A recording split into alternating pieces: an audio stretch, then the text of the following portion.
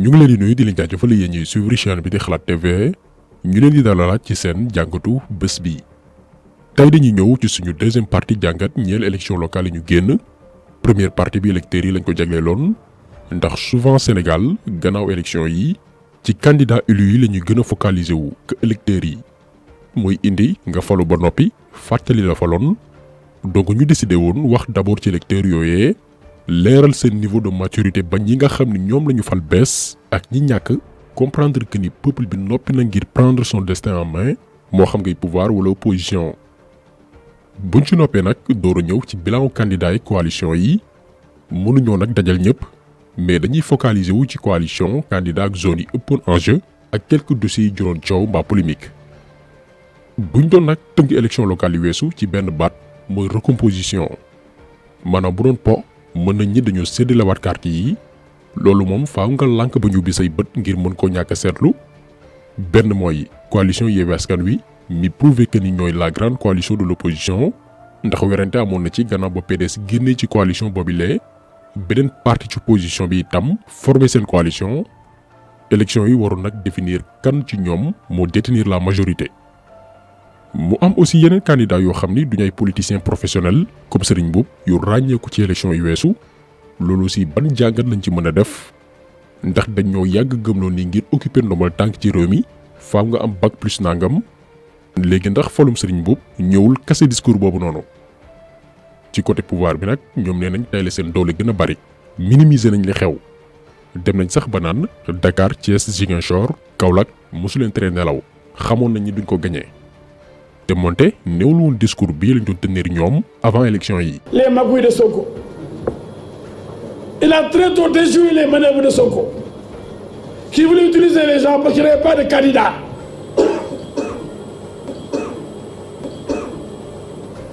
mu ne ma benn waaye Pastef bu mën gagné benn commune Sénégal. programme bu Khalifa mënti am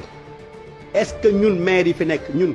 suñuy bilan ak suñuy résultat warul tax ñu gagné suñuy commune waaw parce que dañuy gëm rek ne Khalifa Sall la ñuy voté pour quelle raison non faut arrêter bu ñu voté def liste dañ leen di battre laa wax ba ñu tëdd man maa la ko wax ñii ni coalition bii ni nañu ànd def benn saay ñu ñëw contre ñun ñu xool on va les battre. Il sait qu'il va être battu. Il le sait. Soyons honnêtes, doyen. Et tu sais que tu n'as aucune chance devant tes Benno Bokk Yaakaar. loolu mooy dëgg aussi yàlla dëgg la bëgg. tey boo amoon ay chance dinaa xaw sa naan la ah moo sama gars yi mais yow boo fa amee 1/3 des votes man ku am golo na ma ko tuddee man Mamadou Ngom Niang si je le dis télé laa nekk. bu ma toogoon sama kër tëdd nelaw. waa Yoff ñoo may ñëw ne Ablaye. yow la ñuy faral. ay Bamba bi nga xam ne moom Cheikh ba léegi day jël da koy gañe ñoom ñaar ñëpp sama waay lañ mais Bamba jeexal la xam ngeen Cheikh ba mi di moo ko moom léegi xam parce que xam du gañe mairie de Dakar ma Diouf Sarr lay gañe boo tax mu dem maire Mbour aussi nekk fa candidat alors que mënoon na yem Dakar rek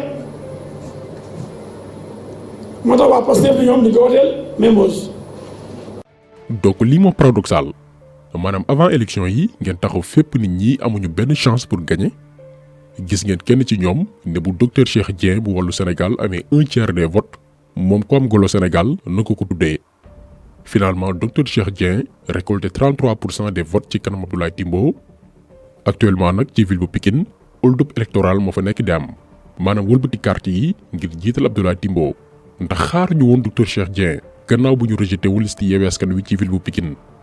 dañoo jàppoon ni bu ñu rejeté liste Yewwi Askan Wi ngir ñu présenté ci ville bu Pikine dañuy xàllal yoon Abdoulaye Timbo mu nekk maire facilement far nag docteur Cheikh Dieng bu PDS ñëw créer la surprise actuellement ci tànk na saxal résultat yooyu noonu la ñu nekk te ñoom ñoo doon wax ni waa ji du am 1/3 des votes. nga ñëw aussi ci ville bu Dakar la capitale sénégalaise li ñëpp doon xëccoo yaakaar naa ñoo gisandoo li xew avant pendant et après la campagne électorale. malheureusement nag ñun Sénégal dañuy gaaw a fàtte Barthélémy Dias mi jël ndam li demoon nañ ba xañ ko mu doxantu biir quartier am en tant que maire. jël leen photo yi jël leen photo yi ngeen filmé ko.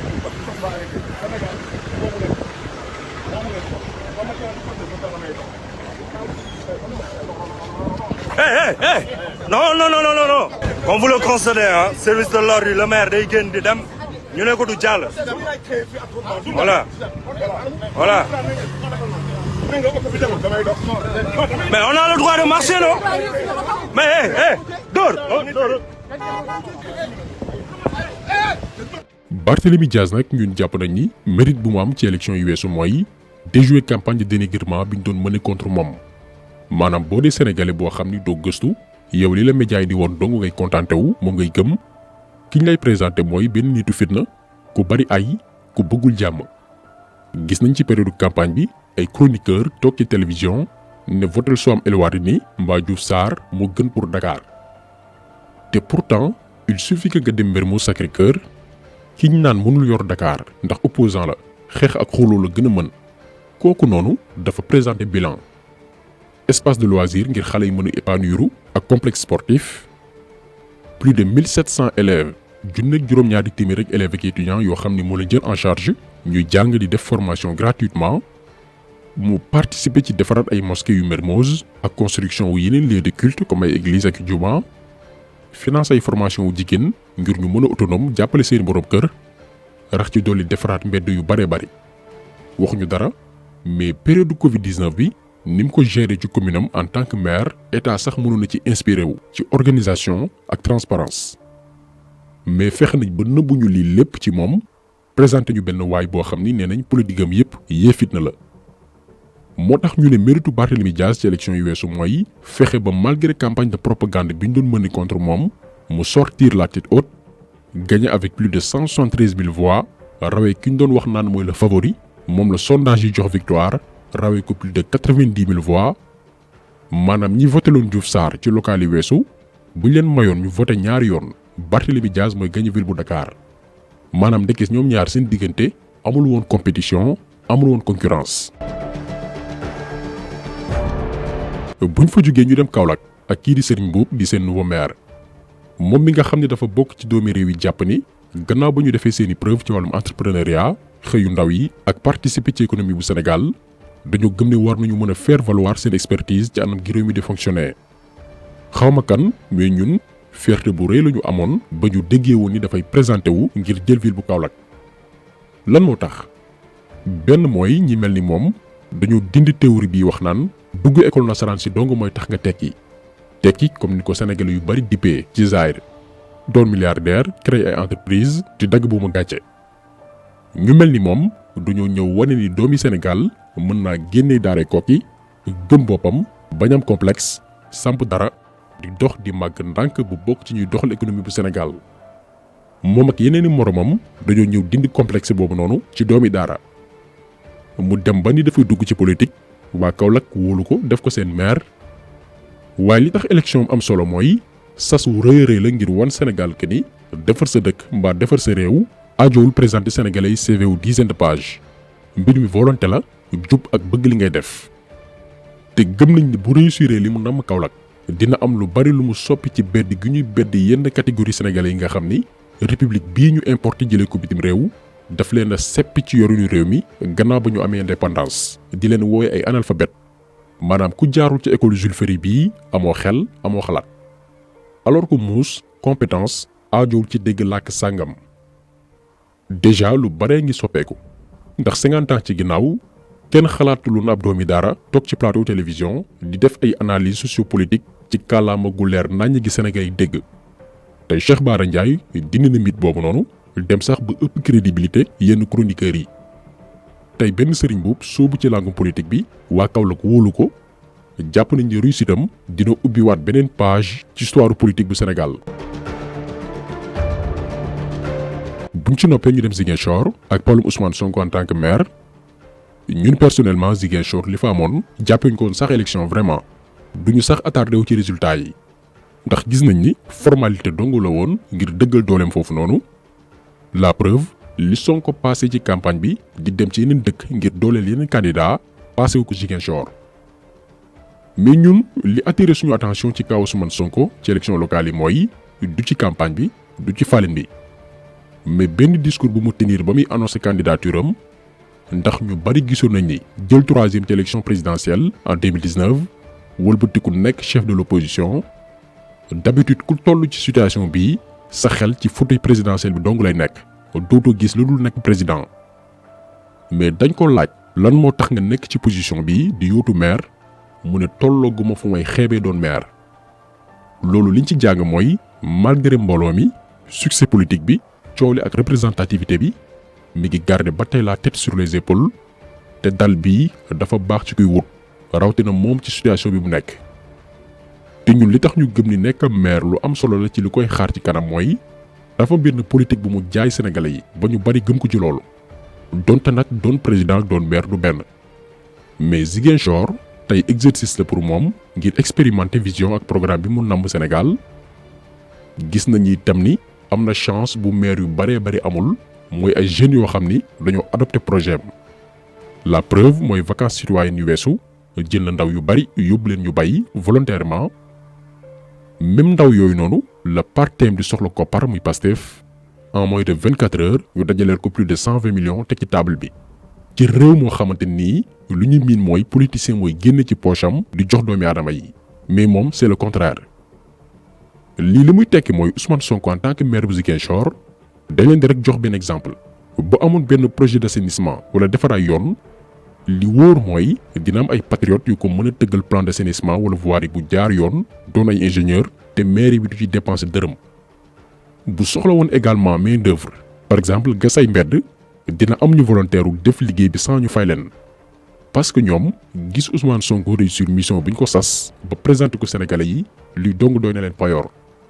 moo tax ñu ne leen am na lu maire yu baree bari amul ndax projet yu bari mën na ko liggéey ak ñoo xam ne ay bénévole la ñuy doon ñoom gis projet bi réussir mooy seen ndam bi gën a rëy soxlawuñu dërëm Ousmane Sonko xaaruñ ci moom ndombal tànk maintenant nag ñoo ngi xool li wér te wóor mooy bu réussir ba matérialiser son programme dina ko joxaat beneen dayu ci wàllu politique surtout vers 2024. mu am également yeneen leader yoo xam ni ñoo ngi leen doon xaar ci élection locale yi weesu ngir xam exactement lan la ñuy peese ci wàllum électorat mën nañu jël ku ci mel ni Thioro Alassane Sall par exemple doon yóotu maire bu Thiès mu defoon nag choix wu dem moom dong muy option boo xam ni bu dee ci wàllum constance mënoo ko ci reprocher dara Thioro Alassane Sall ci présidentielle bu 2019 comme ko bokkul woon dafa décidé woon toog ci ruqam local yi ñëw mu continuer waat ci même logique am boobu noonu muy dem moom dong bu ñu jëlee nag résultat yi yaakaar naa événement bi marqué ñëpp mooy benn poulain am bu ñu naan Habib Kane moo gagné Idrissa Seck ci bureau de vote am nga jël aussi ci ville bi moom Thioro Alassane Sall moo arrivé 3e ak 10 700 voix topp ci ginnaaw docteur Babacar Diop am 18 327 voix ak Yankhoba Diattara 15 947 voix pour une première participation mën nañu du résultat yu bon d'autant plus que demoo ak coalition bu mag demoo ak leader yoo xamante nii yu ñu ràññee lañ ci wàllum politique. léegi nag ñun question bi ñuy posé mooy ndax ak choix politique bi Thioro Alassane Sall jël muy souvent dem moom dong est-ce que dina ko permettre mu mën a matérialiser sa vision politique ndax waxoon nañ ko ci période yi ñuy samp coalition yi élection locale alliance moo koy gagné te li ñu seetlu ci moom mooy dafa écarté wu trop surtout par rapport ak une partie de l'opposition choix politique bu mu def la mais ndax dina ko permettre mu occuper place bi mu war a occuper dëgg-dëgg ci politique bu Sénégal dina jafe lool yaakaaruñ ko. à un moment donné il faut que mu ubbeeku pas renoncer ci ay principe bu politique am déedéet mais nangu ni am na benn dooley opposition bu nekk nii te ñu bari ci ñoom amaana ñoo bokk li ñu gëm ñu def alliance ngir mën a defar Sénégal ndax Thioro Alassane Sall defoon nañ ci moom benn vidéo képp ku gëstu parcours am biñ koy nommé ci nguuru Macky Sall mu ne dafay wàññi salaire am ndax dafa bari ci réew mu ndóol la ñu nekk ñu nar koo signaloo loo xam ne Sénégal moo ci loru mu lànk daal di démissionné gëm nañ ni am na ay valeurs yu mu mën a apporter Sénégal mais ci ban yoon la koy teg lii moo ko nar a jural ay jafe-jafe. am na aussi coalition Wallu Sénégal buñ ne coalition Wallu Sénégal wax nañ PDS expliqué nañ leen sànq li dal kenn ci ñoom muy docteur Cheikh Dieng ci ville bu Pikine waaye bu ñu jàngatee seen résultat même si dans l'ensemble bonul ndax ñoo terminé 3e ci élection yi bu ñu boole voix yépp ci ginnaaw Benno Bokk Yaakaar ak Yewwi Askan Wi mais pour un parti boo xam ne dafa am histoire et puis kan moo koy jiite muy Maître Wade seen objectif newul woon terminer 3e ci ay élection seen objectif moo newoon gagner ville yi gën a mag ci Sénégal. PDS nag waxoon nañ ko dynamique bii ñu nekkee depuis 2012 maanaam chaque élection seeni voix di wàññeeku bu ñu gaawul def alternance ci seen parti li dal PS AFP ak yeneen parti traditionnel moo leen di dal maanaam chaque élection say résultats di wàcc te li gën a waral loolu benn mooy après Maître Wade kan mooy incarne leadership bu parti bi li wér te wóor mooy actuellement du Karim Wade ndax politique terrain la nit ñi duñu bëgg di la gis ngay présent seen kanam moom new fi présent ci seen politique bi ñan ñoo yor PDS actuellement ñi tax parti bi di dund ci langum politique bi ay Mame Diarra Fam la Toussaint Manga Nafi Diallo docteur Cheikh Dieng Lamine Ba ak Bara Gaye bi nga xam ni ba tey dafay réclamer wu ni PDS la bokk maanaam bu du woon ñii parti PDS doo ko dégg fenn parce que à part Maître Wade mi nga xam ni ba tey mooy incarne leadership bu parti bi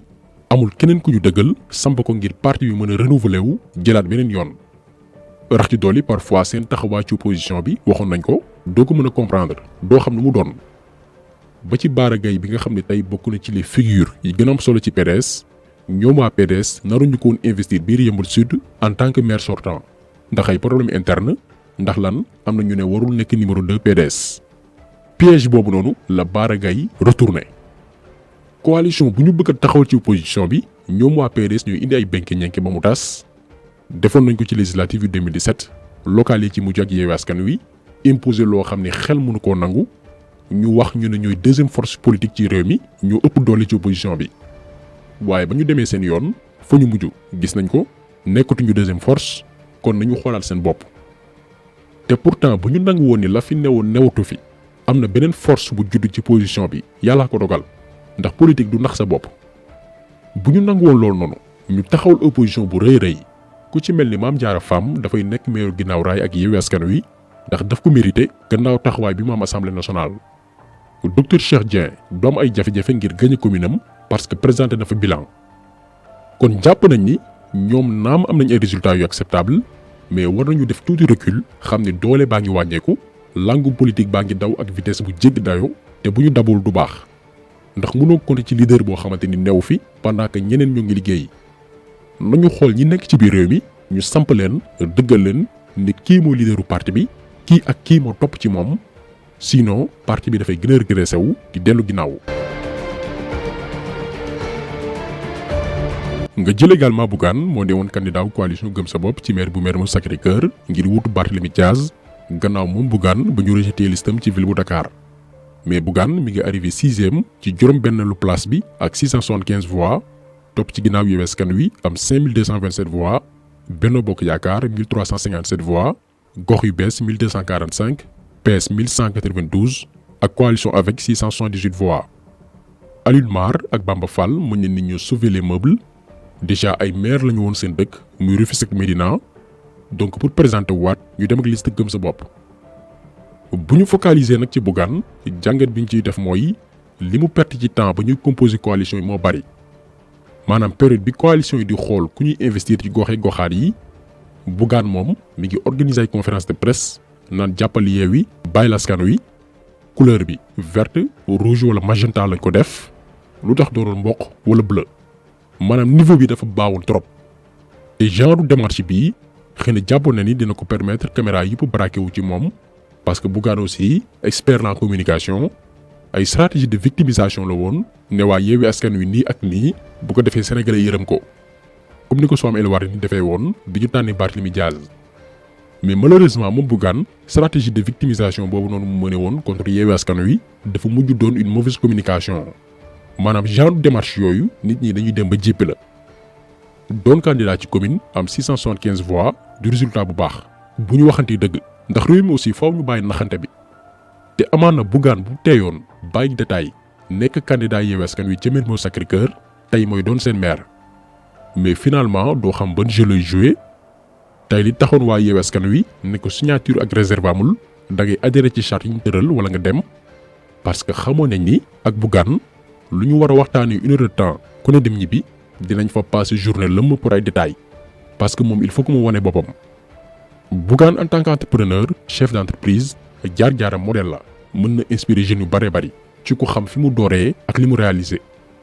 mais ci wàllum politique il faut que mu dal xam ne li ko dese bari na bañ a am folie de grandeur moytu forcer mbir yi ak diirante mbagg. tey boo xoolee posture am ci langue politique bi mi ngi définir boppam en tant qu'opposant kuy xeex nguuru Macky Sall mais ci biir opposition bi ñi ngi ko considère comme opposant wu opposition bi te malheureusement posture bii nii arrangé wu ko pour avenir politique am ndax finalement kenn du xam foo far. donc suñu deuxième partie jàngat ñeel élection locale yi fii lañ koy yamale mën nañ ci ñëwaat mën naa am gannaaw bu ñu dajalee résultat officiel yépp ngir natt lan moo war a doon taxawaay bi jëm ci élection législative yi nga xam ni war nañ ko organiser le 31 juillet 2022 bii di ñëw. kon taxaw bi tey loolu woon ñu ngi leen gërëm di leen jaajëfal di leen di daje incha allah beneen yoon ci beneen jàngat jaa ngeen jëf.